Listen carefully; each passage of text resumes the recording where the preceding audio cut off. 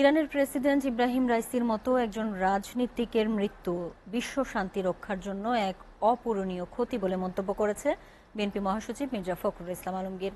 আর বিএনপির সিনিয়র যুগ্ম মহাসচিব অ্যাডভোকেট রুহুল কবির রিজভী বলেছেন, দেশে অর্থনৈতিক নৈরাজ্য চলছে, ব্যাংকগুলো টাকার জন্য হাহাকার করছে। রাজধানীতে আলাদা অনুষ্ঠানে এসব কথা বলেন তারা। আব্দুল আহাদের প্রতিবেদন। গত রোববার পূর্ব আজারবাইজান প্রদেশে ইরানের প্রেসিডেন্ট ইব্রাহিম রাইসি একটি বাঁধ উদ্বোধন করে ফেরার পথে তাকে বহনকারী হেলিকপ্টারটি বিধ্বস্ত হয়। এ সময় তিনি সহ ৯ জন নিহত হন। তার মৃত্যুতে বিশ্বের অন্য দেশের মতো একদিনের রাষ্ট্রীয় শোক পালন করে বাংলাদেশ। বৃহস্পতিবার সকালে রাইসির প্রতি শ্রদ্ধা জানাতে ইরানি দূতাবাসে যান বিএনপি মহাসচিব মির্জা ফখরুল ইসলাম আলমগীর। সমবেদনা জানানোর পাশাপাশি শোক বইয়ে স্বাক্ষর করেন তিনি।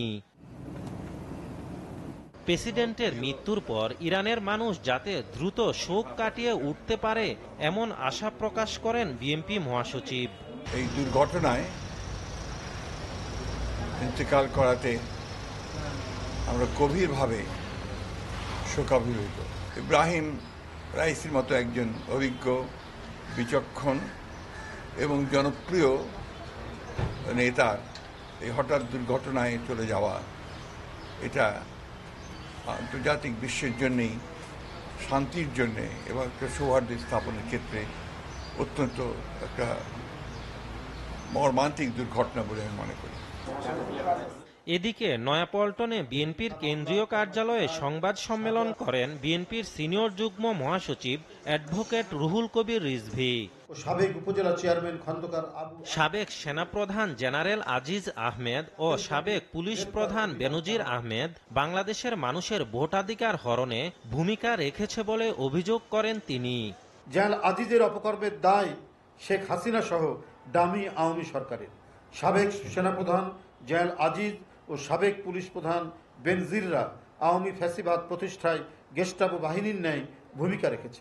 দেশে অর্থনৈতিক ও ডলার সংকট চলছে বলে দাবি করেন রুহুল কবির রিজভী।